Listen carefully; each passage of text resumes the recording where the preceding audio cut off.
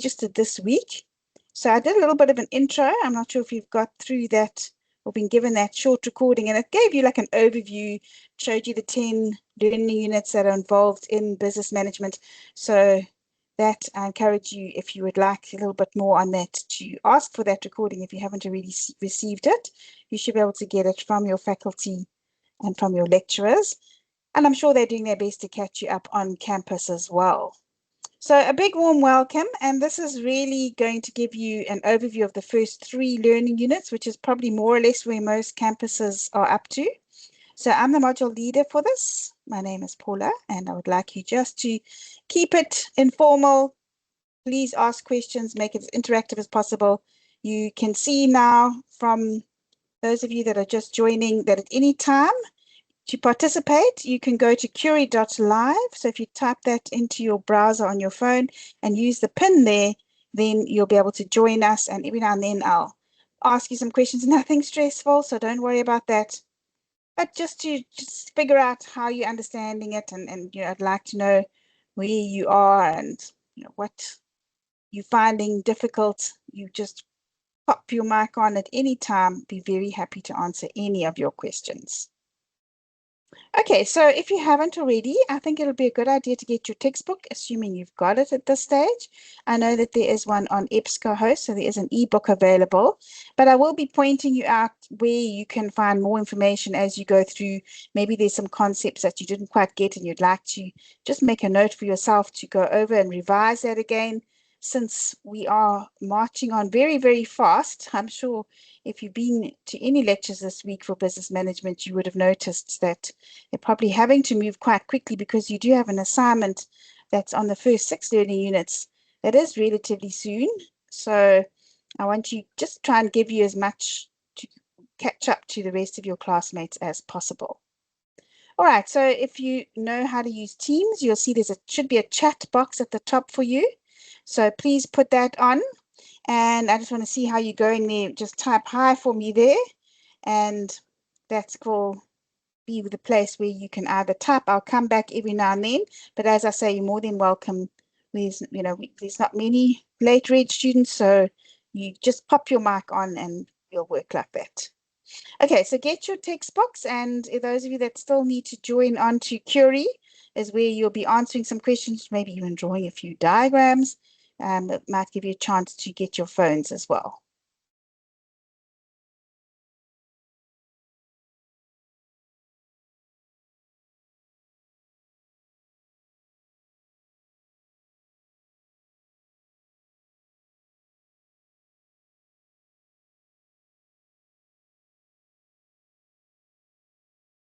Hi there, Jordan. I see you found the chat. Excellent.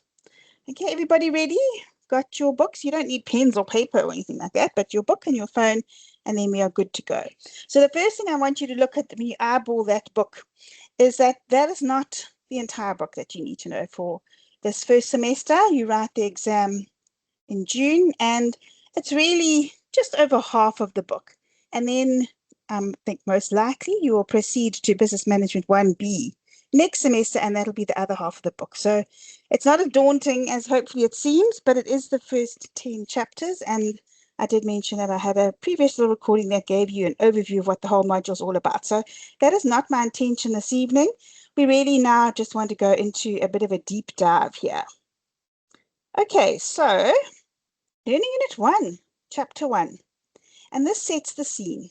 So it explains what we mean by business, the fact that business is maybe not always just for the for-profit motives. It goes through some of the types of businesses. And as you can see, our learning outcomes are where we focus and we try and, to be honest, doesn't exclude anything in the chapter. It's not like saying, well, this is, meaning that there's some areas that you can just leave out. You do essentially need to go through the whole thing. But it does try and help focus us and say, right, what are the elements that we want to understand here? And for those of you doing economics, it shows you how your modules are integrated in that way. And I think that can also be very useful to see that you're not studying these modules in isolation and that they do work together. Okay, so for chapter 1 then, it starts off and it explains these 4 elements. So any business activity can be said to focus and need these 4 resources is another way of saying it. For anyone who's doing economics, can you think of another name for that? Do these ring a bell for you at all? These elements that are often needed. You talk about human activities, often can talk about the fact that we have to have labor and we need people involved in the business. Okay, this also suggests that every business, even a service, can be said to be producing something or creating something. And not just for nothing, but the whole purpose of doing that is that there's going to be a customer of some sort on the other end, so that there is an exchange that happens. So usually are goods and services in response for some sort of payment. And therefore, why are entrepreneurs and business people doing this? Well, the profit motive is usually the main thing. Okay, so we can say that those, as your textbook starts off, are the pillars of any business activity. It's what they have in common. Okay, so now we're going to just test out and see how you work with this. So I want you to go onto your phone at this stage, and it's just a multiple choice question. So when I start the activity, you should be looking on your phone at this stage. And for those of you who've just joined, please just go to your phone. You can look in the chat. I have put the link there as well, but curie.live. And when you get that going, it's going to ask you for a PIN. And there you can see the PIN at the top of your screen as well. So 713940. And when you join that, it will ask you for your name, but don't worry, because it's not going to show that on the screen. So you don't need to be shy about putting your answers in, because it's going to give you some weird AI-generated nickname. Okay, so that'll be you, and then you don't need to worry about, there's no such thing as sounding silly. I want you just to try and participate. Okay, so hopefully that's given you a chance to join if necessary. I'm starting it on my side, so when you look on your phone, it's going to give you an opportunity to select there. And this is just your opinion. What do you think is the most important element or pillar for business success? What do you think is important? So there's no wrong answer here. It's more just I want to see how you feel about it and also test that you're okay with how to do this. Okay, so I think you voted. That's great. If you probably just another 10 seconds or so for that, because I think you have got the hang of it. So that's awesome.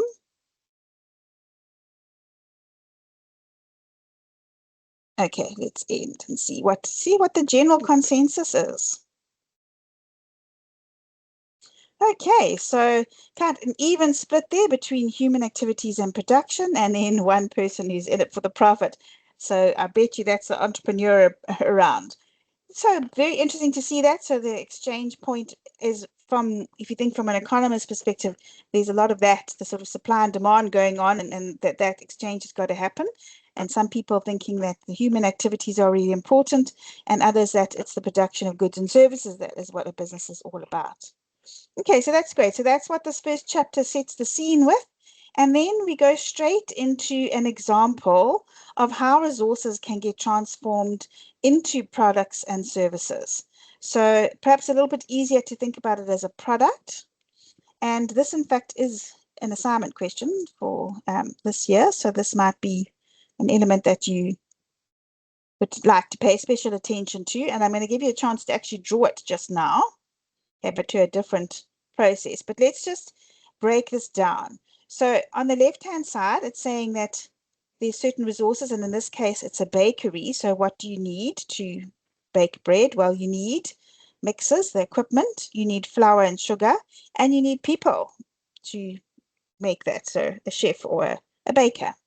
So those are the resources, and those are then put into production. That's where the transformation happens. So the mixing happens, the baking happens, and what pops out at the end is the product or the bread. The bread gets sold to customers. That profit goes back into the business, and then the business, of course, needs to pay for those resources, including paying for the labor. Okay, so that you can see is like a bit of a circular process going on there, but the three main blocks are input, processing, output. and then it's the loop back, which is the money side of things. Okay, so I think at this point, I will also just give you a chance to have a look at the book because the slide is going off. So if you have managed to get your textbook with, then you can use that. But otherwise, I'm not asking you to replicate this exactly, even if you just get the input, processing, and output right. This is on page 4. So right at the beginning of your textbook, you'll find this diagram. And let's see if you can do this in terms of application now. But this one is going to be for the transformation of inputs into a product, but it must be for a car manufacturer. So think about a factory that builds and makes cars. Think about what their inputs are, what the business name is in the middle, what it produces, and the output in terms of the product. Okay, so you're going to be drawing this. I'm starting it now. So if you look on your phone, give it a go. You can just use your finger there. I know that it does give you options if you have a look to, draw proper boxes and so on. But don't worry too much about that. You can just draw it freestyle. It's not the art that matters so much. It's more the concepts to see if you've got that right. Okay, so you can draw the boxes and then you can also, if you want, you can type or you can just also draw what you want to say there. So try that and think, what are the inputs, the processing and the output for a car manufacturer?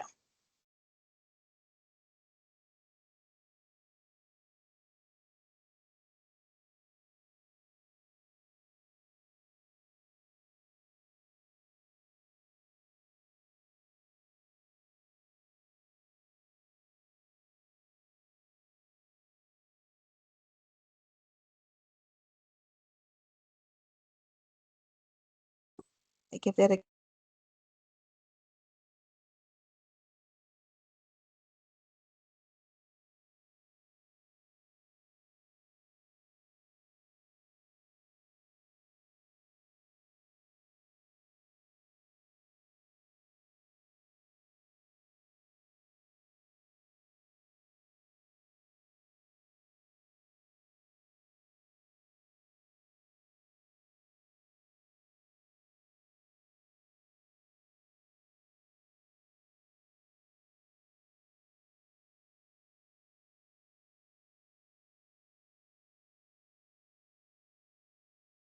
Okay, so we've got just under a minute left to finish that up.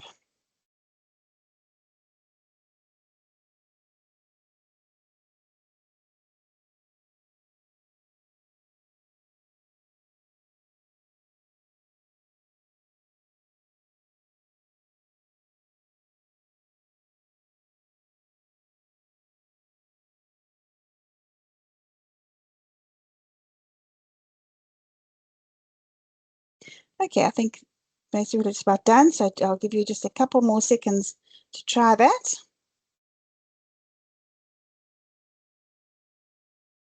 And let's stop and have a look. Okay, so at this point, you'll see that we have got our friend AI giving you some feedback, and I'll be quite interested to see that as well. And if you look on your phone, AI gives you feedback. And I thought this was really clever because not only can it give you some feedback, but you can also see where it's a bit dubious and why you should not use AI to write your answers for you because it gives you some very generic kind of bland feedback, which is not the kind of answers you want to write. But still, for now, it will at least give you some personal feedback. And then on the screen, you can also see where we've got some of those points. And I think that was also quite interesting.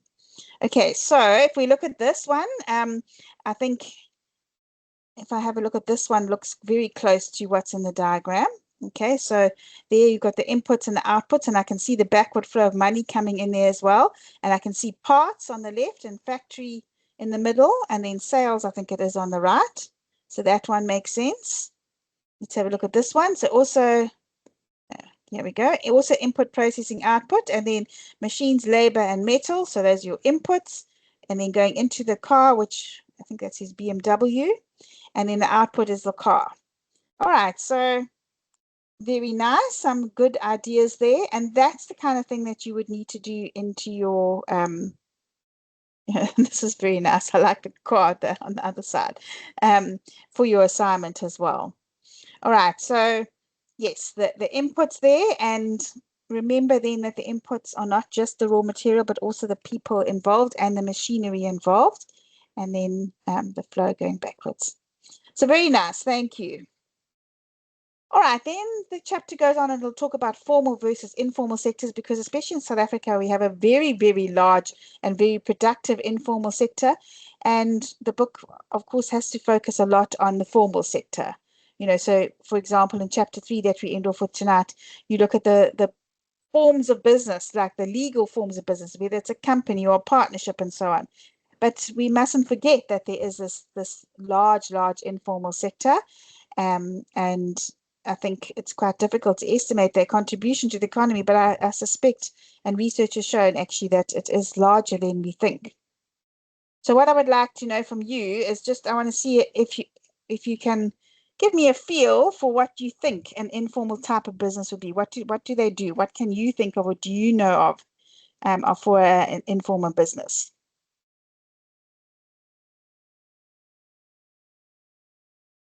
What kind of services or business or products do they offer? What would you name the business?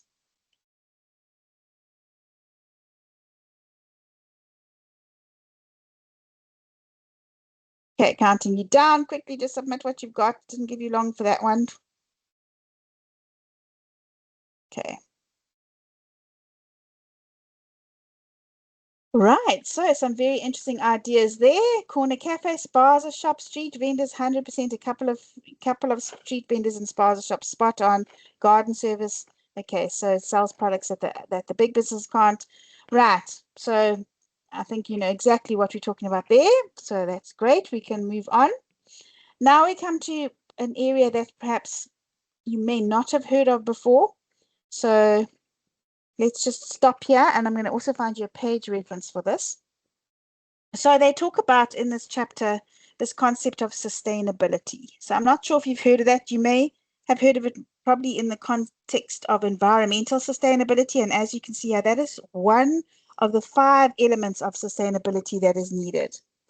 I also am sure that you're happy with the concept of social responsibility. So, being really engaged with your community and trying to do good is also being shown to facilitate long-term business success. And then employment equity, so equity amongst race, amongst gender, but basically giving everybody a fair and equal chance at employment.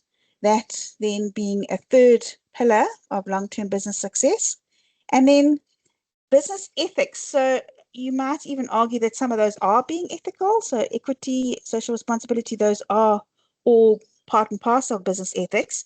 But I do like that it's been singled out here, because when we certainly have had our fair share of unethical businesses that have, really resulted in some loss of pensions and, just unethical practices even that maybe haven't been resulted in a sort of complete collapse of a business such as Steinhoff, but also just things like bribes and underhandedness and, things like business gifts and in quotes.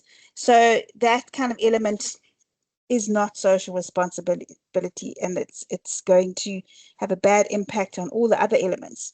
So I think we understand what that is. But I'm also wondering if you understand what this concept of consumerism is.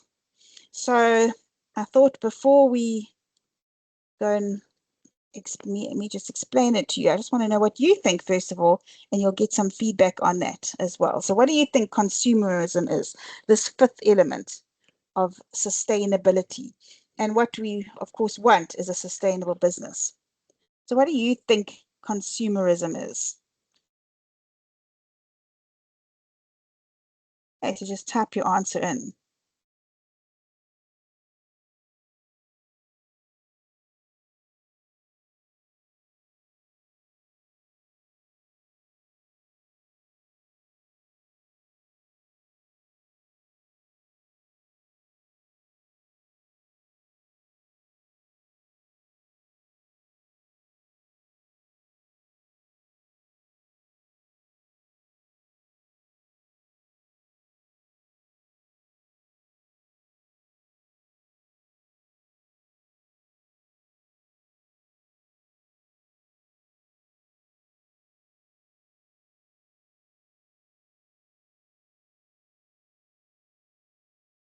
Okay. In the meantime, I'm going to look in my book and give you a page number 2. So all 5 of these are bolded concepts, but they're explained in depth in your book. So that's, kind of how important they are. So sort of starting from page 6 and going all the way to page 10, you'll see these elements. Okay, so also near the beginning.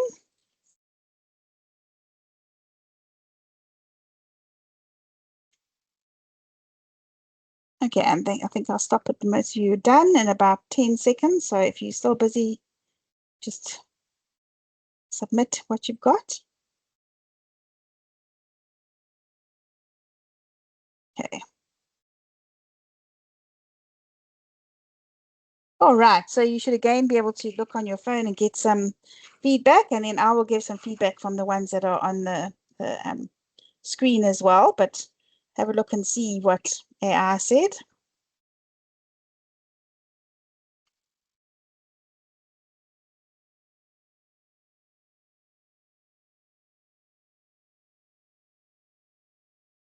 Okay, so very varied answers there, which is very interesting. And I would have thought that that probably would be the case too, because it is one of those words like, what is an ism? We hear all these isms, but what does it mean to be consumerism, and how does that relate to sustainability? So yes, so protecting consumers, I like the way that that has been stated. And then a consumer mindset, that's another way of putting it. Okay, and then how consumers can use their resources properly. Safety is a big one. So yeah, the consumption of goods and services, but then also looking after the welfare of a business to make sure they're not harmed. So well done. That I think gives us a very nice idea, and you'll see more about that. I gave you the page range, but consumerism, particularly, if you're still not quite sure, you can go to around about page 10 in your book to find out more about that. Okay, then this first chapter really does jump all over the place a bit, because now it's all trying to say, getting to the sort of economic side of things, is there's these unlimited wants that people have and that society and consumers have, and of course we have on the other side of the scale the limited resources.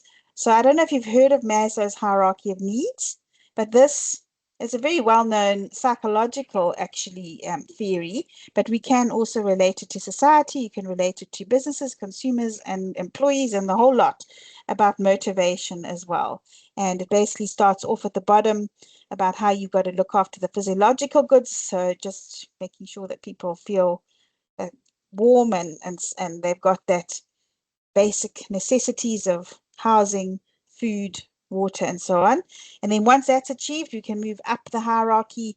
Then we're looking for safety and security. Once that's taken care of, so you well fed, you housed, you're safe, then we try and achieve more, which is that sense of belongingness, whether that is colleagues at work or friends or family, but that sense of belongingness.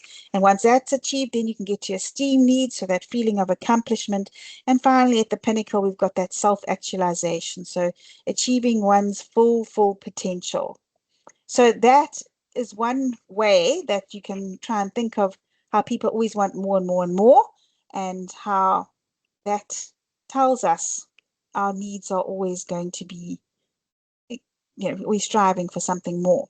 So give this a go now. I'm not going to give you long. I don't want the whole thing. I just want to see how much you can remember, if you want to get a feel for if this is a concept that you've heard of before. So, oops, sorry. Let me go back. There we go. Giving you 2 minutes for that.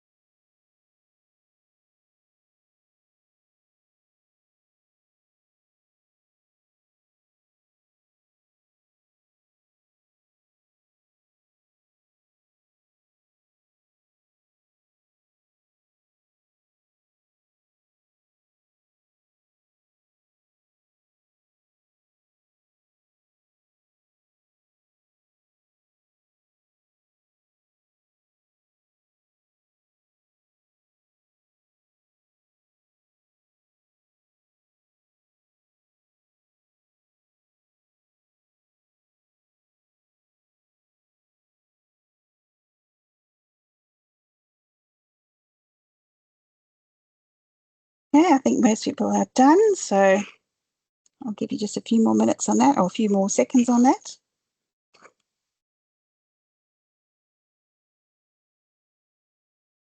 Okay. Now this time you're going to vote each other's. Okay, so you're going to have a look and you're going to get a pair and you're going to vote for which ones you think are best.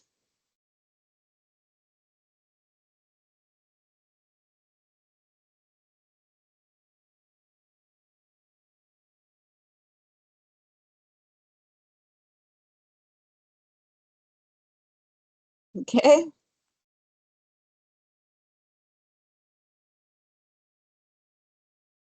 Quite difficult to remember, I know, but I'm hoping that this was something that is a little bit familiar to you because I don't think your book does a hang of a good job of explaining it all, but I encourage you to go and Google it a bit more, have a look at Google Images. You'll find loads and loads there. And then you'll also find explanations on YouTube. So you always can go and look for additional resources as well. But I think on BC Learn, if you also go to Learning Unit 1, you'll find additional resources as well. Okay, so let's see which one got voted at the top there. And you can also just see if that was one that you perhaps chose. Okay, so very much neck and neck there. So the triangle is certainly right. And I think it's maybe just also time and knowing what sort of fits in. So well done. Let's have a look at this one. So yes, it was the food and necessities, safety and security, belongingness and relatedness. And then we're just missing that middle or the second highest one there. So I think somebody else said pride there. I'm trying to remember what was in that the other diagram there. But if we go from what we think most people are looking for, we can understand that the sort of psychological needs are really what people ultimately are looking for. We almost think that food and necessities and safety and security is like a bit of a right, but we want to get up here to those psychological needs. And then, yeah, surely not everybody's going to achieve self-actualization, but at the top of the pyramid is where we kind of want to be. Okay, great. So the other side of this equation says, right, there's those unlimited needs and wants from society, but we've got limited resources, and this is where the mismatch and the disparity comes in. And these are from economics. You might have heard of the concept of factors of production, and these are the four main ones. So you may have heard of these previously as well, but use different names like labor and land. But these are our four. And note that entrepreneurship is one that's you don't often always hear, but it is certainly the secret sauce to making the others work so well together. Okay, so just some tips here. So natural resources is not just land, but can include things that you need from the natural worlds that facilitate business, like water, like forests, and so on. And those we certainly understand are limited. And then I think we all know what human resources are, but capital is not money. It is the buildings and the machinery. It's all of those things that enable production to happen.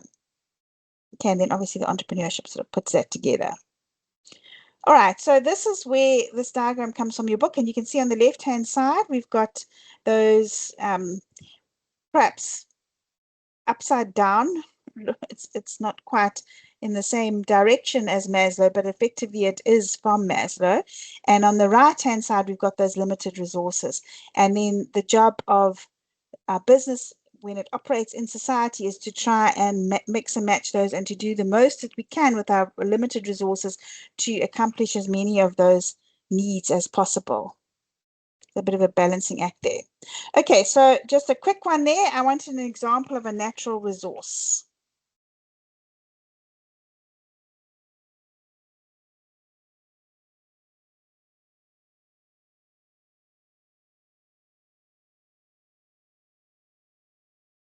Up is an option for 3 there, but let's see if you manage to get at least 2 of those.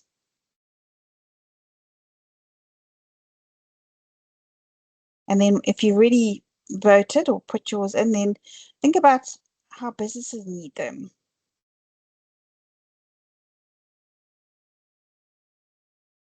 Okay, you've got 10 seconds left to submit what you've got.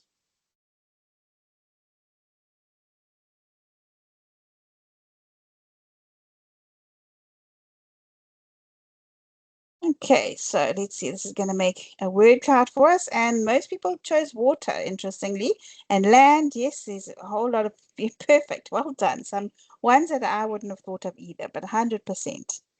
Well done.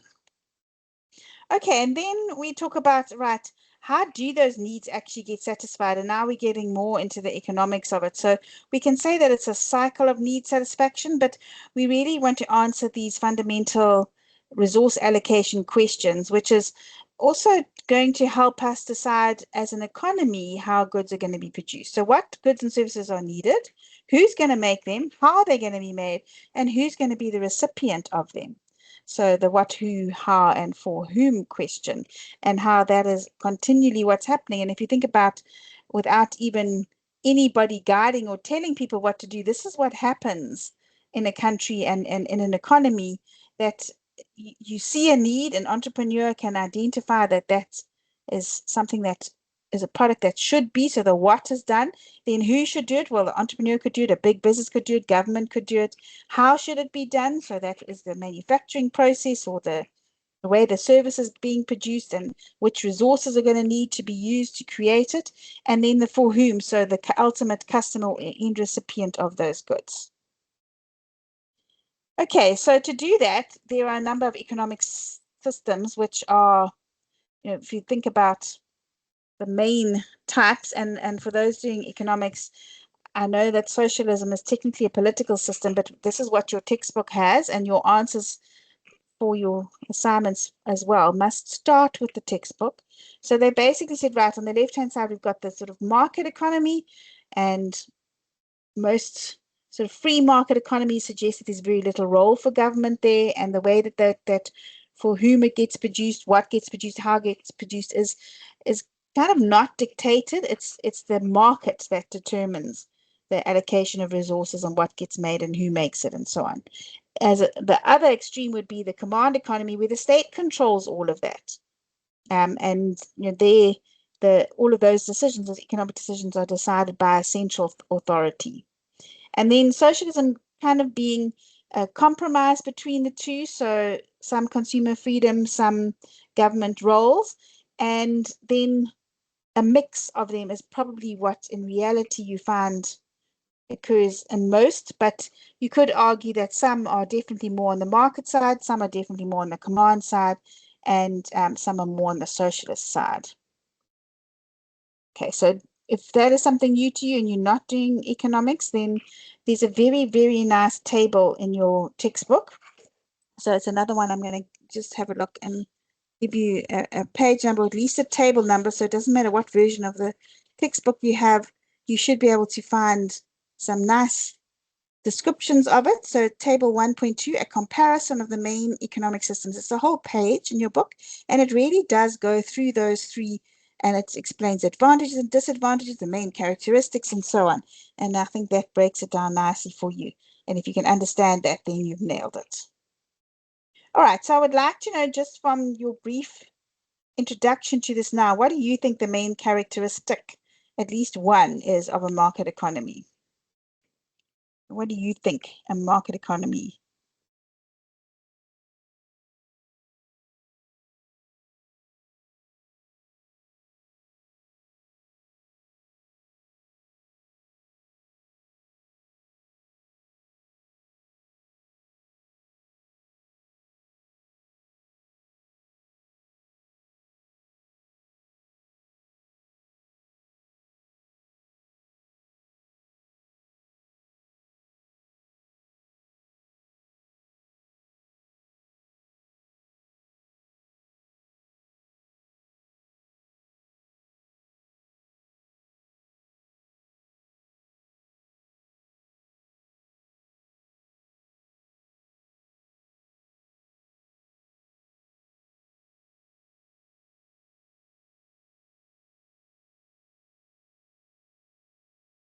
Okay, it looks like most of you are done. So I'll just give you 10 more seconds in case you're doing some editing there.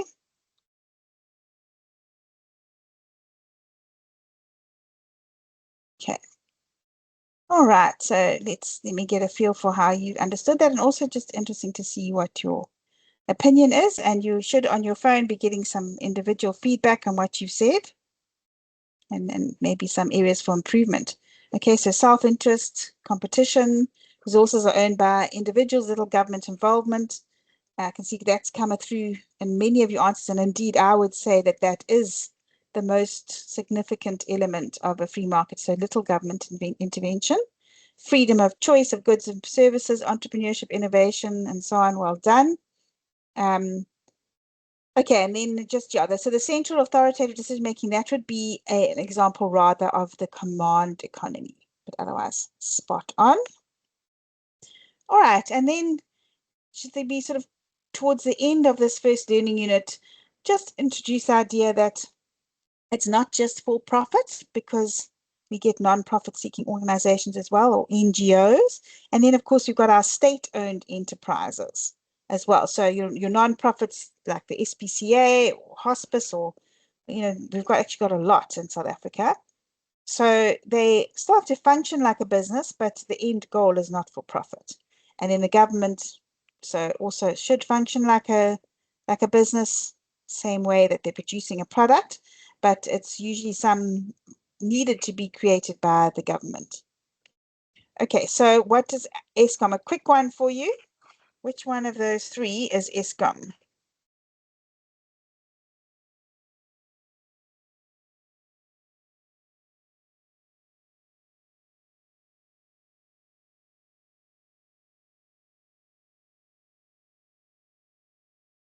Okay, 10 seconds left. Just tap on it. It should be your one of those three.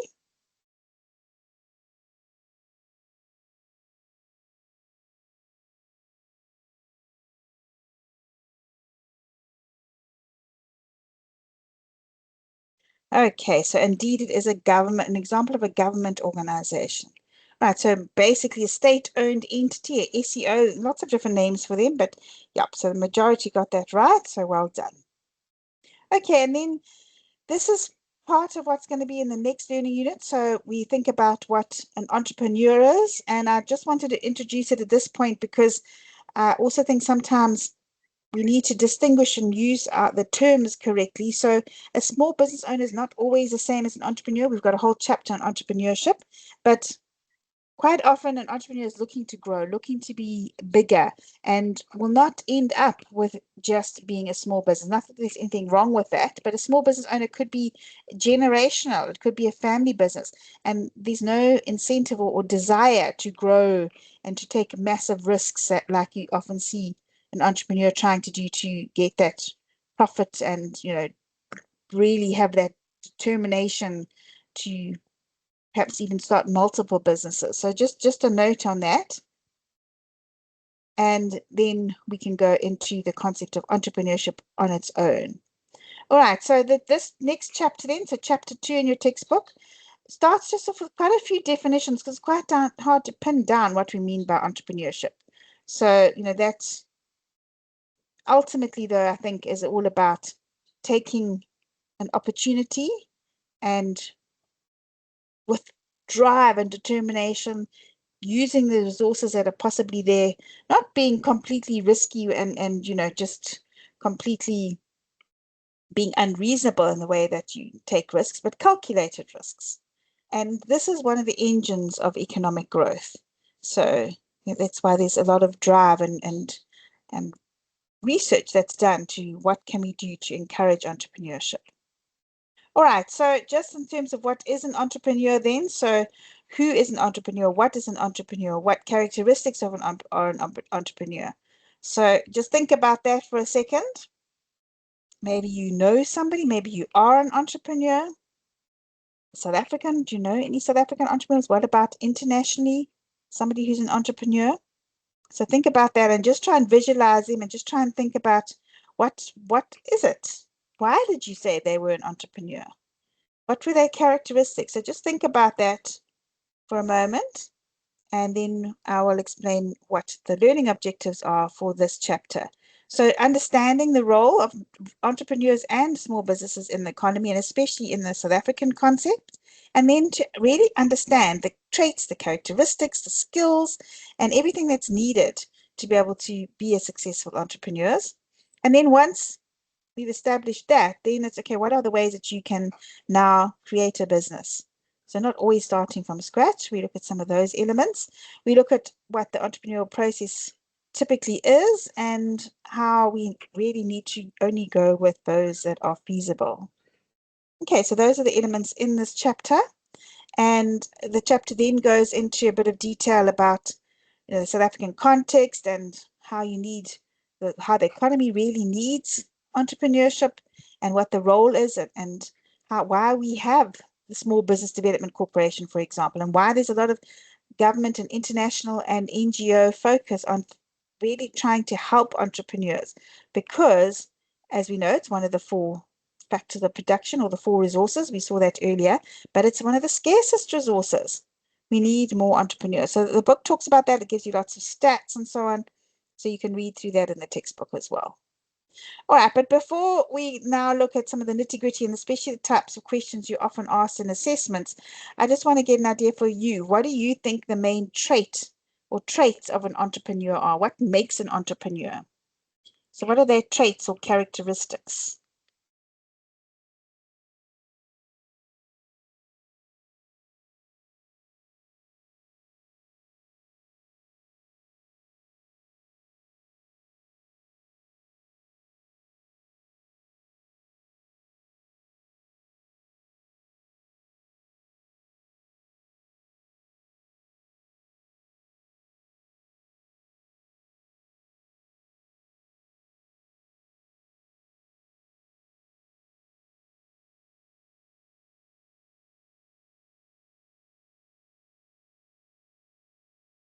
Okay, it looks like most of you are done, so I'll just stop that in a few more seconds.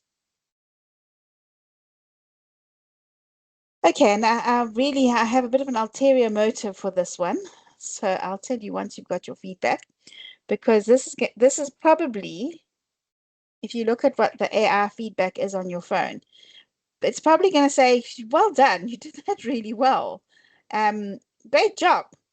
And might even give you some suggestions. Okay, and then some of them might be very valid as well.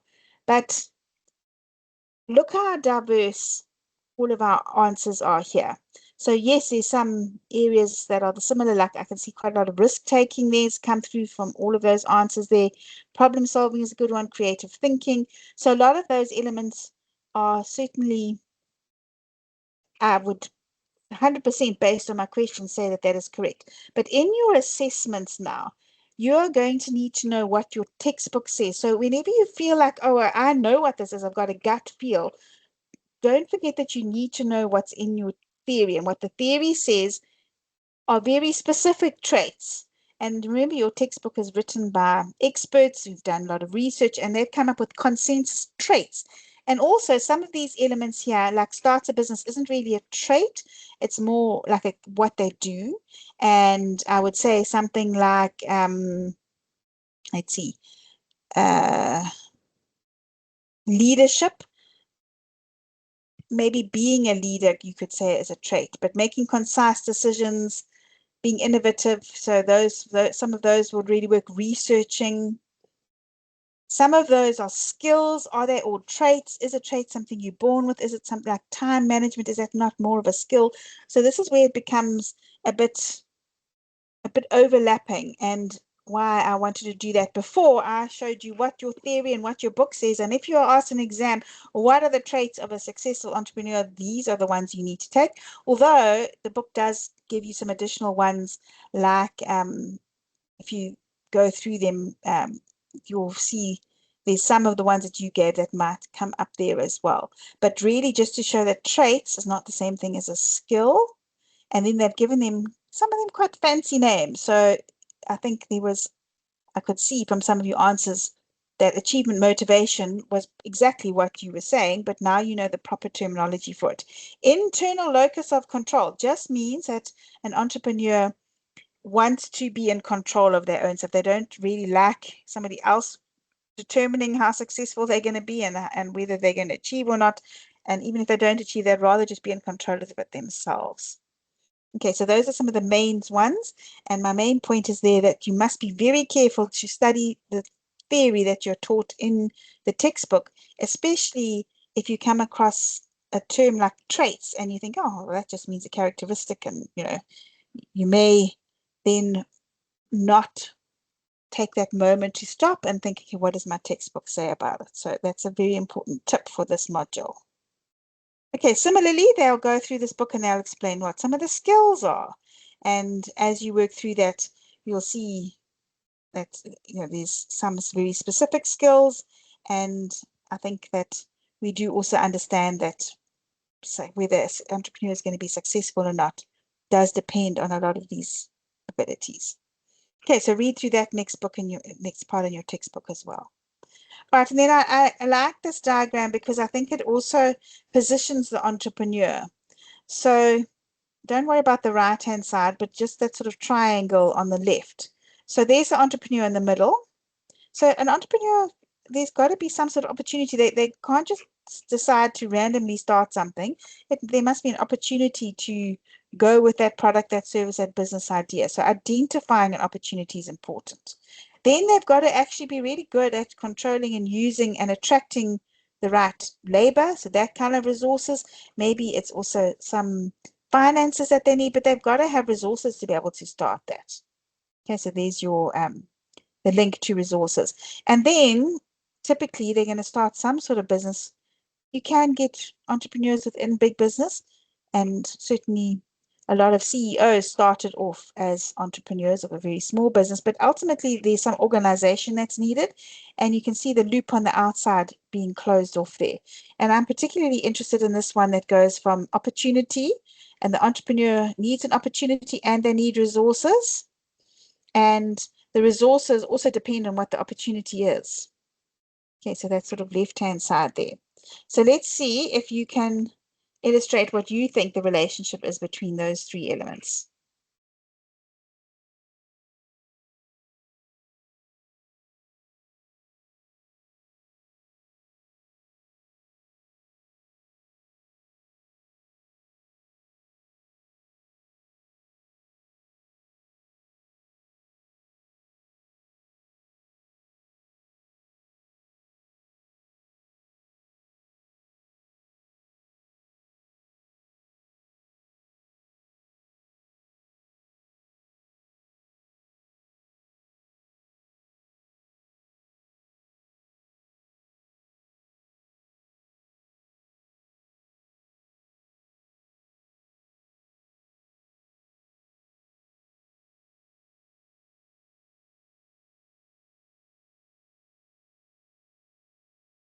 All right, so it's not that this is a diagram that I've seen them ask you or be assessed on really, but I think it's also just enabling you to see that entrepreneurship has still got to be positioned within the context of what the module is all about, which is business management.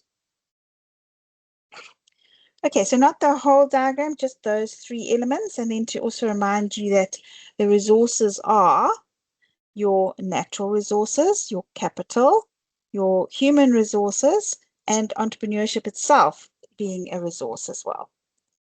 Okay, so I'm just going to give you 10 more seconds to finish that off. Just submit what you've got.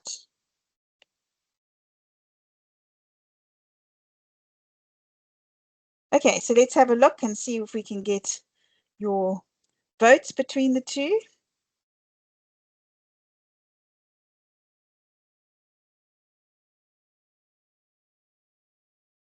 Okay, I think most people are voting.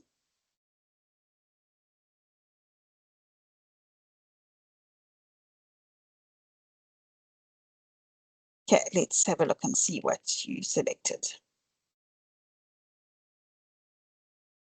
Okay, so here was our winner. So identify opportunities, find the gap in the market to capitalize on 100%.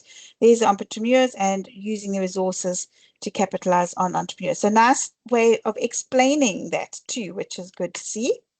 So you might even find that, like, for example, in your assignment where you are asked to draw a diagram, that it's still possible to put a little bit more detail in it to really get your point across, even still making it a sort of flow chart or diagram. Very nice, thank you. All right, so yeah, that's what it looked like. and identifying the opportunity, using the resources, and then just that link on the outside as well, that the resources needed depend on the opportunity. Okay, and then this right-hand side is just about how entrepreneurs often don't succeed the first time. And I think that's also an important point to note. So maybe that entrepreneur that you were thinking of may not have been their first business venture that they are well known for. Okay, and again, this is also not a diagram that you need to know or study for the exam, but I do think it puts it into perspective and gives you a nice little chance to see how this flow works and how it's an iterative process all the time, and how just having the resources and knowing the opportunity is not enough. You then still need to determine if it's actually feasible. So this chapter goes towards the end, talks about what a feasibility study is and how you should do that, because if it's a feasible idea, that means that it has a higher likelihood of success. So some ideas you might think, oh, that's absolutely brilliant, I'm a genius, but actually when it comes to the practicalities, it's not always possible. And then taking that through to a business plan, which is actually part of chapter 3 as well, is also one of the final steps in the entrepreneurial process, because quite often that plan is needed to attract funding and even things like negotiate leases with landlords and so on. Okay, so once all of those steps happen, you can see that it's actually not always so simple to start a business, and the reason perhaps why we don't have more entrepreneurs. Okay, they do add in this little bit about outsourcing. I don't know if you've heard of that term before. Sorry, Jordan, I see your hands up. Oh, you're asking about entrepreneurs handling mergers and acquisitions. I think that might be what you were asking. So they typically might do once they are in an established business and they're now, a bigger business wants to buy them out. That could be part of it. Or they themselves might get rather big and want to then buy out other businesses. So that might work. It might even be the way that they enter a business, but typically that's, I think, not what they would be known for. It's not the first thing that you would think of. I don't know if that answers your question, but please, you're welcome to put your mic on at any time. Sure. No problem. Okay, so the reason they mention this is that, especially in the South African context, a lot of big businesses outsource to smaller businesses or to entrepreneurs. So you'll notice in this textbook, each chapter is written by a different author. So there's sometimes the same concept is explained even in slightly different ways in different chapters. But I think it's a useful place to introduce it anyway, because outsourcing is one of those elements of business that we often forget about. And really, where would the big businesses be without smaller businesses being able to support them?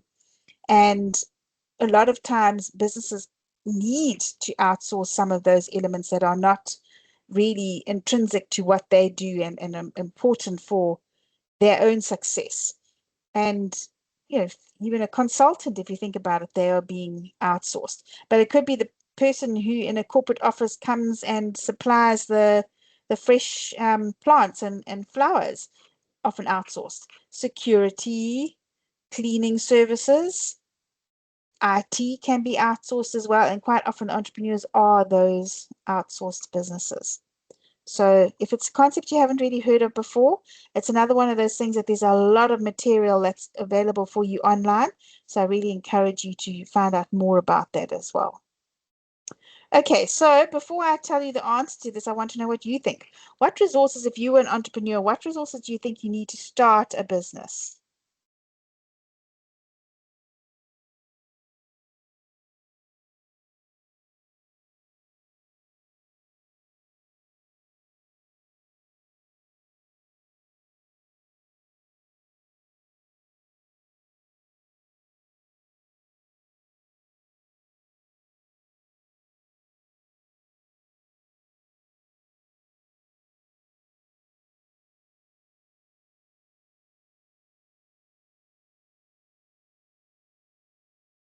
Okay, it's actually going to give you a chance to put in 3 different ones.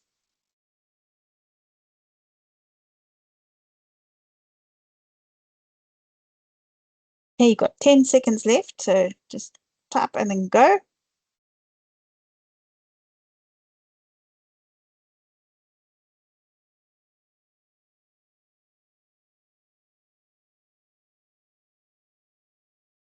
Okay.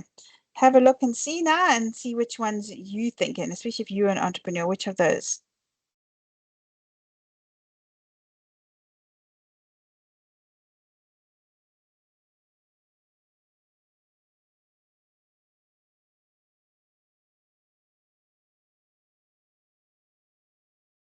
Okay, I think that's everybody. All right, so money, people, equipment. Oh, actually, we've got a tie here. Human resources, water, labor, machinery, electricity, leadership. So all of those, time, money. So a lot of overlapping things here. I see finances coming in, licensing. That's a good one. A business plan, business structure. So excellent ideas, and I'm loving this. The ideas that you're coming through here. And if you want to know what your textbook says, it's this on the left. So financial, human, and operating resources. So remember in chapter 1, they talked about more from an economic point of view and the factors of production or the resources there. And they said entrepreneurship, capital, natural resources, human resources. Now here, when we're looking in the context of a startup or entrepreneurship, financial resources, human resources again, and then operating resources, which covers a lot of some of the things that you guys said, so the equipment and that kind of thing. But then equally valid, I like some of the other things like good leadership. And I mean, it's not like those are particularly wrong, but it's another point or another proof how you must follow what the textbook says. Because in exams and so on, you'll be asked, and even in the tests, for example, they might give you a case study and they might say, what are the entrepreneurs' resources that they use here? And then you need to know, it's financial, human, operating. And then you go and find those in the case study. Okay. And then I think this is also, thank you, Capital, for your 100%. Where if you want to join in, you can see that there is a link at the top. If you go on your phone, curie.live, put in that PIN number, and then you can answer on your phone along with everyone else. Okay, so this idea here is mentioned in your book. It doesn't really stick out, but I think it's worthwhile noting they do like to ask you this as well, the difference between a necessity and an opportunity entrepreneur, because we tend to, and I've been guilty of it myself, in explaining entrepreneurship as thinking it's all about the opportunity, and these people are wanting to do it. But especially in South Africa, we actually have a lot of necessity entrepreneurs. Couldn't find a job, got laid off or got retrenched, left university and couldn't find a job, and out of necessity became an entrepreneur. So we mustn't forget that's probably even more important would be those kind of entrepreneurs, still making a go of it and still equally being successful. So they're two different types of entrepreneurs. Okay, and then remember earlier I asked you about traits, and I said some of you gave me skills, not traits. Well, the book has also got a list of 6 skills that they say entrepreneurs need. And if you look at those, you might think, well, yeah, that's pretty obvious, but it's not always thinking when you're an entrepreneur that you need strategic skills, strategic management skills, and you have to know what the big picture is, what your vision is. I think we all understand you need human resources or those sort of interpersonal skills, but we need to be able to manage people. Typically, as soon as you go beyond a one-person sole proprietor, then you need human relation skills. And even dealing with customers and suppliers is ultimately human relation skills. Marketing and financial skills. You often find entrepreneurs might be very operations, they might be really brilliant at making a product, but terrible at marketing. And the one that's often a big stumbling block is might be genius at selling, genius at making things, but terrible at managing the books. So need those financial skills as well. And then typically, if you're producing something, there's some sort of product that's involved, and anything that needs to start and finish is going to require some project management. So that also being a significant skill. Okay, so another list to just be aware of. Okay, and then your book talks about the way that entrepreneurs can get into a business and start a business. So they might look for that opportunity, see what's happening in the world, see what the big growth industries are, just being very aware of what's happening in the environment and looking at different industries and seeing if the industry is on the rise or if it's on the decline, and what is trendy, what's the hot topic at the moment, and then identifying the opportunity that way and starting a business from scratch. And the book does go into this in a lot more detail, so definitely read through that. And then it says that you can also go into business by not starting something completely from scratch, but buying a franchise. So I want to know, what is an example of a franchise? I want to see if you know what a franchise is. Giving you 3 there.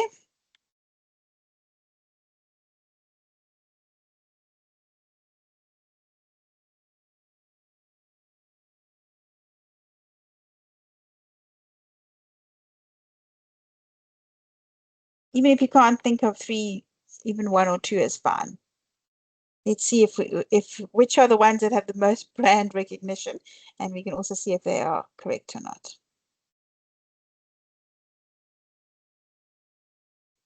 Okay, right, let's have a look.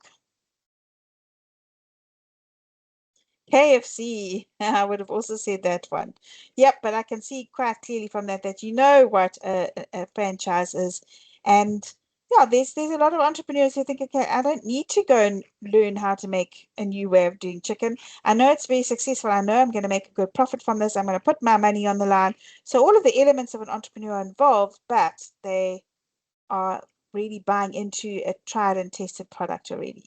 So absolutely. So go through that. Make sure you understand the difference between a franchisor, which would be the, let's say, the KFC license holder, and then, are you going to be buying it and becoming a franchisee, or are you starting a business that's so successful that you can then franchise it yourself? And ultimately, that would make for a very successful business too. And then not to forget that you can also have intrapreneurs. So an intrapreneur is somebody who acts like an entrepreneur, but that works as part of a bigger company. And yeah, some extra examples there. Then another way of starting a business as an entrepreneur is to buy an existing business. So perhaps for the same reasons as starting a franchise, it's perhaps a little bit less lower risk. You can see this table is from your book, so the advantages and disadvantages of doing that. And it's not always a good idea because you're inheriting the bad with the good, but yeah, that's certainly not to be forgotten as a very valid way of becoming an entrepreneur and starting a business. Okay, or buying an existing business, but then making it your own. Okay, so you can go through that as well. Okay, so whatever way you enter, ultimately what you need is that opportunity or that market. It needs to be substantial enough. And if you're thinking of a brand new idea, you might think, I've really thought of such a fabulous idea. I've invented this new light fitting that is just so cool. I just love it. It's aesthetically appealing. My whole family love it, but there's like 5 people in the whole world who only want it. So you need to have a big enough market. And there has to be something in that market that someone can't just come and copy overnight, especially the established people. Like maybe you invent a new coffee flavor that's just brilliant. You start a whole new business around it, and then Starbucks or one of the coffee shops just copy it and add it to theirs. So you need to have some way of making it a sustainable competitive advantage. Maybe you patent it or something, and then people can't copy you, but you have to have something that enables you to be successful over the long term and enables you to grow. And then it must be something you love and something you want to do. And I think sadly, a lot of the time, it's just luck. We call it the window of opportunity. And when that's closed, sorry, you're too late. So good timing and in other words, a bit of luck also helps a lot. Okay, and then the book does just end off a little bit about small businesses. And I mentioned before we even started this that we can't always say that a small business and an entrepreneur are the same thing. An entrepreneur may start off as a small business, but it has got a legal definition in South Africa. And once you reach one of those, you are no longer classified as small, then you might be considered as a medium-sized business. But if you fall within that, there's a whole lot of advantages really that can help you with that. Yeah, so you can have a look at those. It's quite interesting, I think, as well, how these can take us through to why a small business would stay as a small business. And I mentioned earlier how important small businesses are in actually enabling the big businesses to do their job, and entrepreneurs being the engine of growth in an economy, because that is where the new jobs come from, the job creation. So that's particularly important. And then, of course, and these come from your book, entrepreneurs and small businesses make stuff. We wouldn't have the stuff we have without them. And certainly new ideas often come from brand new people who have just thought of an idea, seized an opportunity, and brought some new life and new thinking into an industry. Okay, so moving on to learning unit 3 now. This is the last one we're covering tonight. And here we're taking what we've understood an entrepreneur to do and assuming that the business has now got to the stage where we need to start thinking about it a bit more formally. This is how we are going to look after the business technically. So what are the forms of business, and particularly in South Africa, what are the legal forms of business and what differentiates one from another? So you'll see that before I've wanted to just spend a bit of time on this, because before you can actually go and look into the different types, such as a company or a sole proprietor and so on, there's a whole lot of terminology that your book uses that you would be asked to compare them. So very often you might be asked, like in a case study, let's say in an exam, I've seen it asked many times, to identify the form of business or to recommend a form of business for a scenario. And then you need to not only select one of them, but you need to be able to say why.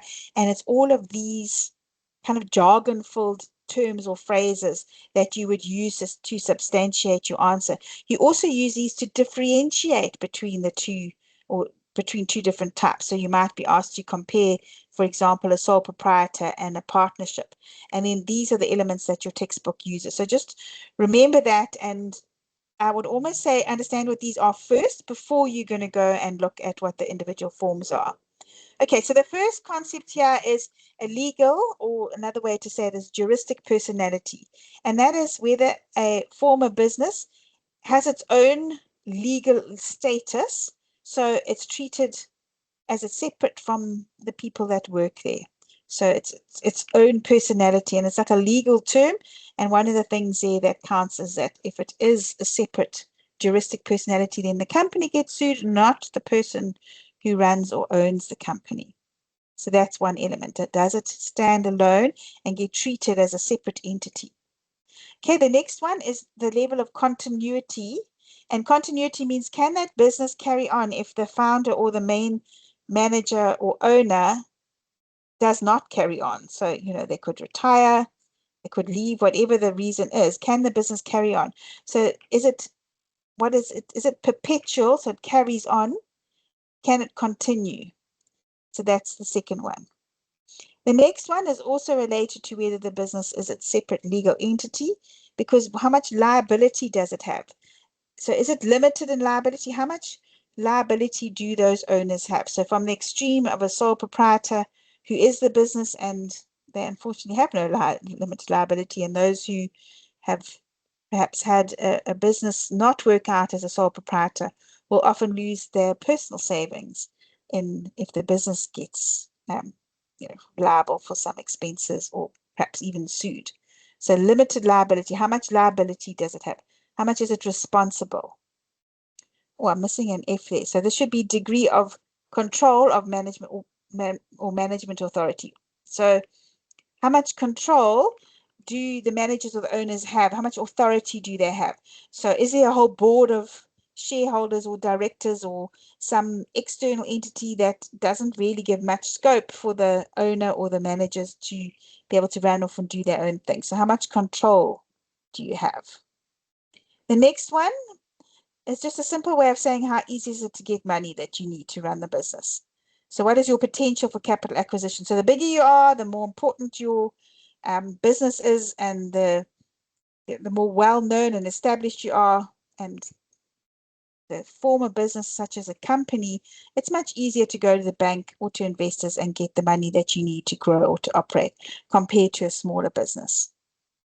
The next one is just really how much red tape is there. So compliance with legal formalities. How many regulations and legal formalities are there? How difficult is it to do business because of all the law and red tape around it? And I think you can imagine there, obviously, the bigger the one, the more so. And then it's the taxation. So who gets taxed? Is the company tax? Links back to that, the limited liability links back to the legal personality or juristic personality, or is it the person that gets taxed? So the business and the person are almost synonymous. And then the last one is transferability of interest, and that just means how easy is it to, again, separate the owner from the business to be able to transfer? So almost linked back to that continuity. So can you sell your shares to another owner? Or, does that really almost require the business to be bought and sold as a whole? Okay, so I'm not going to test you on any of those things now. I think at this stage, we're just going to go through some of these because it is quite technical, and I really just wanted to focus you here on, as you're working through it, what to concentrate and what to not concentrate on. So job number one is to understand those. They are explained in the textbook first. Once you think you've nailed them, then you can continue and try and understand what the various types of businesses are. And then my advice to you as you work through these as well is to take each of them and find an example. So try and identify an example of a sole proprietor. Okay, so what business would have only one person managing it and owning it? And this table comes out of your textbook. So it's a nice summary of the pages and pages that they explain each of these business forms to you. But I think that's almost like the minimum that you need to know. And if you look at those tables and you compare them, you'll see the advantages, for example, of a sole proprietor are then the disadvantages of a company, for example. Let's say it's simple to create. Well, a company is not simple to create. So if you understand these, it'll also enable you to do the job of comparing them, because you are quite often asked to compare as well. Okay, so I'm not going to ask you to work through all the advantages and disadvantages now, but just sticking on the right here, the main concepts is that it's one person, full control. They make all the decisions, and they are then, while that might be fantastic, are also personally liable for the business. Okay, so yeah, great to have full control, easy to set up, but something goes wrong and then you are personally responsible, personally liable, and that means financially liable for what happens in the business. You and the business are one and the same. Okay, so sole proprietor, you may know somebody who's a sole proprietor, you might even be one yourself. That's the simplest form of business ownership in the country. And if we take one up from there, and you'll notice as you work through these, I hope that they are becoming more complicated. We start with the easiest form and we go more and more complicated. But a partnership, I think there you may have understood what a partnership is, but it's not just two people. Okay, so read through the book, you'll see that there's quite a lot of legalese in there. So what the Companies Act says about this, you're not going to be asked what the Company Act says. So it's more like what I've got on the screen here. Just what are the advantages and disadvantages? What do we actually mean by it?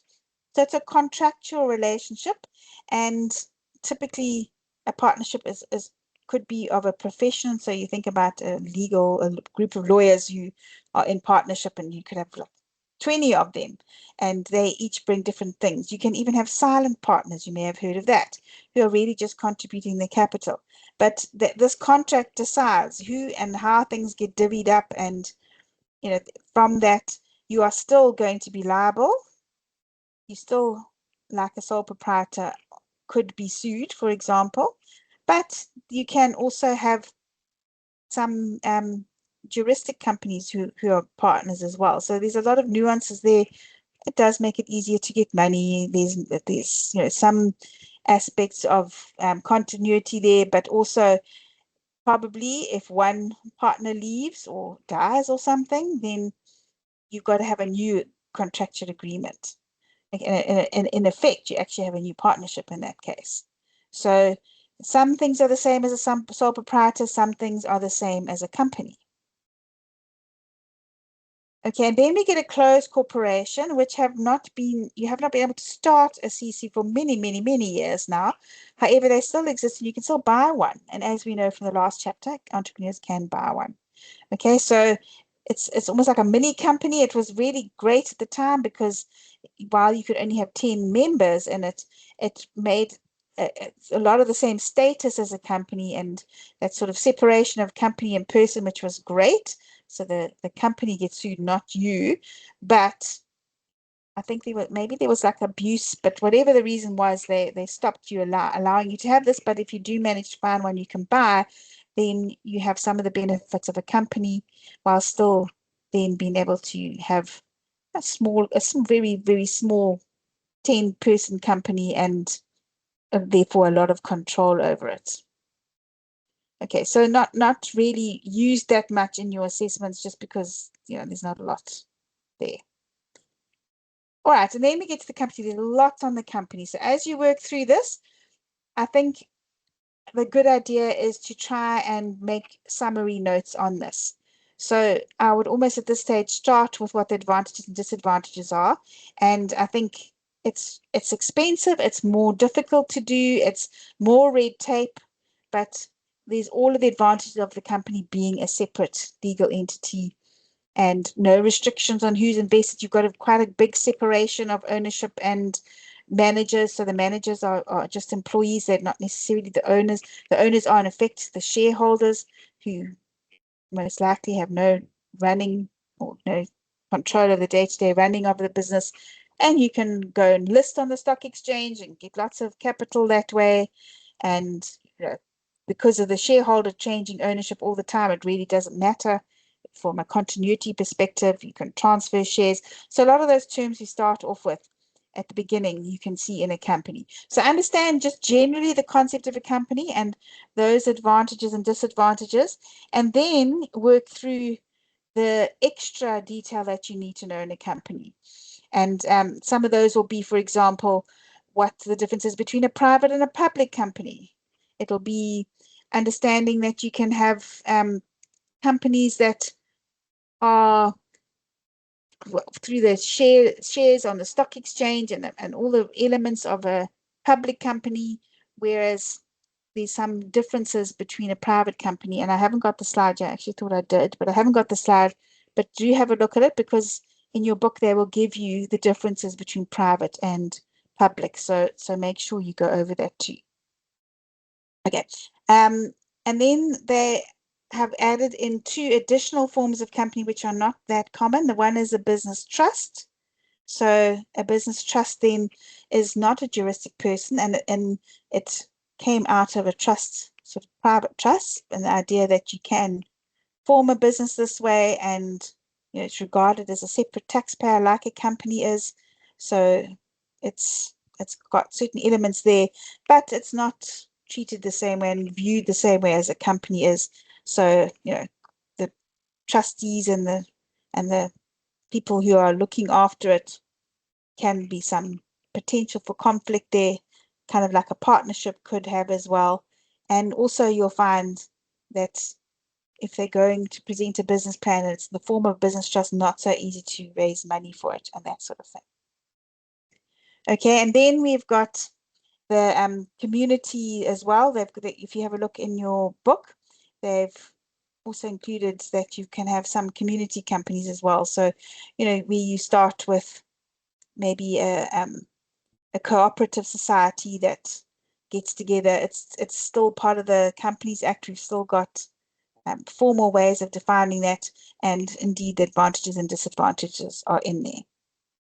Okay, so the business plan is how they stop. Well, this is what I'm going to end off with tonight. I'm just really introducing you to this chapter because you probably only find that your class has done it this week. So you may even, in fact, still be having lectures about this.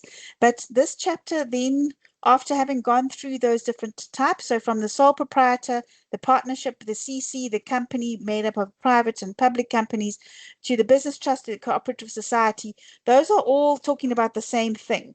But then the chapter will change direction completely and start talking about business plans.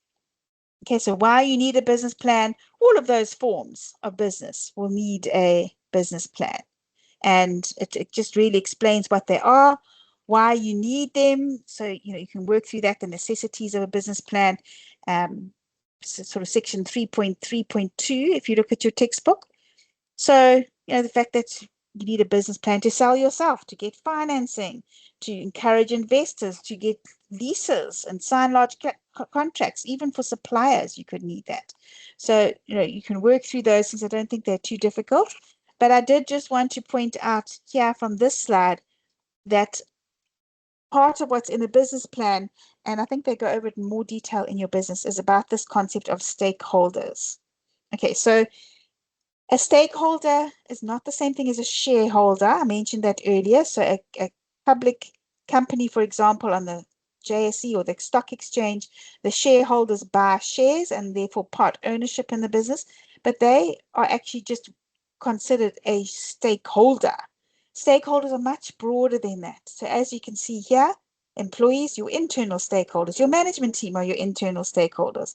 But what about your customers, your suppliers, your investors, your banks? All of these can be considered business plan stakeholders now. So they would want to see your business plan. They have got a stake in what's in it. Okay, so you can think of them as being participants that you want to include or think about when you're doing your business plan. And then, if you look at what you would include in your business plan, typically you're going to have various elements of your plan. So you want to have your financial plan, of course, your marketing plan, what products you're going to produce and how you're going to produce them. And then you'll have your management plan that describes how you're going to work through and get all of those elements going. And just at the top there, your summary of the business plan, and of course your general description that describes your company and what's involved there. So it's not like you're going to be asked to develop a business plan. I've never seen them do that in any assessments, but just be aware of the various components of the business plan as you work through that. And when you come then and think about, okay, how, and you can probably even maybe try and access some of these, how are business plans used by the various types of companies? So I mentioned that there's public companies versus private companies. Okay, so I said that they were under the company section. They explain that in quite a lot of detail there as well. And remember from chapter 1, we talked about state-owned companies and non-profit ones. So all of those can be thought of as different types of companies, profit and non-profit, and they all have a various amount of stakeholders that would be involved, and some are more important than others. So for example, a state-owned company, of course, would have huge influence from the government, and communities would perhaps be more involved as a stakeholder in non-profit. And then public and private, of course, employees would be across all, but there you'd be interested in your shareholders as well. Okay, so understanding then that there's a difference between profit and non-profit organizations. So top two, for-profit, bottom two, non-profit, and what that can do. So if that is going to be a good thing or a bad thing from the way the business is run. And I think everybody probably has an opinion on that, but nevertheless, those are there, and you need to remember that there are types of businesses that will all have different stakeholders. Okay, this is what I was talking about earlier about a cooperative society. So I wanted to just maybe explain a little bit about it, because it's not one of the typical ones that you think of as a form of business. But if you are having a farmers co-op, you may have heard of that. So you've got these entities that come together in cooperation with each other, and the companies acting said, like, we actually need to formalize this a little bit and get people together, jointly owned, and quite often has open membership and various advantages and disadvantages to that, but still a legal form of business in South Africa, and I think one that could be encouraged in many ways, can get some of the informal economy involved in the formal economy. All right. Yeah, I thought I had a slide on this. I just had it a bit later. There's your public versus private companies. Okay, so make sure you understand the difference between those. Okay, so how many members you can have, the directors, the share transfer, the one's got PTY, LTD on it. There's various ways to distinguish between those. So within the concept of an overall company, just make sure that you understand the difference between public and private. Okay, and that is my diagram that's from the book, showing you those stakeholders we mentioned. And in this chapter, they distinguish between internal and external. And in a later chapter, chapter 6, they talk about primary and secondary stakeholders. So make sure you don't get those two confused. So from a business plan perspective, obviously internal is company employees and management, and external are all of those elements. And then it also just explains how you've got the 4 C's that banks are looking for as a stakeholder, and what they look for if they're going to invest in you, even as an entrepreneur. So, if you've got collateral to be able to pay back the loan, like maybe they'll come take your car if you can't pay it back, but some sort of security for them. They look at your character. So if you're in good repute, you've got good credit record and so on, the conditions of the economy under which you have to operate, and the capital, whether you've also got some element that you can put in. So all of these elements, they break down at the end of this chapter. And I think that's probably, once you've done that, you'll be right up to date with where the rest of your class are. If actually they've even covered this yet, they might not have even quite got there. Okay, so this business plan idea there, I mentioned that there's all the reasons why you would do it. So as you're working through it, put yourself in an entrepreneur's shoes. I asked you earlier to think of an entrepreneur. So bring chapter 3 and chapter 2 together and think about that person. Why would they have needed a business plan? If you were going to start a business, why would you need it?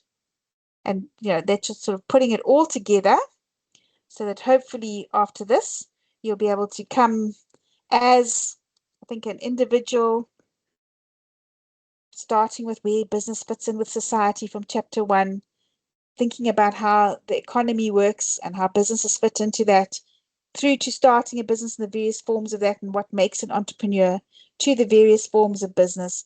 And I think you can see how these chapters are starting to build on each other.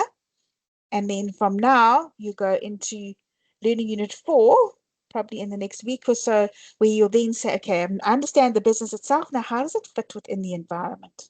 And that'll be your next step. Okay, so that's what I wanted to cover with you. I hope that it's given you a bit of a crash course into the first 3 weeks of semester and the first 3 learning units. You are halfway there for the learning units you need to know for your exams. For your assignment. And for your exams, it's 3 out of 10. So 3 out of 10 chapters. So good luck with all of that. I wish you all the very, very best for your semester. I hope that you're not feeling stressed. I have just given you an overview, and I'm very impressed by your understanding already. So I have high hopes for you. I think you're going to manage very well to catch up. So please don't stress about that. And I'm sure your lecturers will all be there for you to help you in any further way as well. Okay, so what I'm going to do now is stop recording and take your specific questions and see if there's anything that you want to put your mic on and ask for more help about, or anything that I can reiterate with you. But otherwise, thank you once again, and all the very, very best of luck.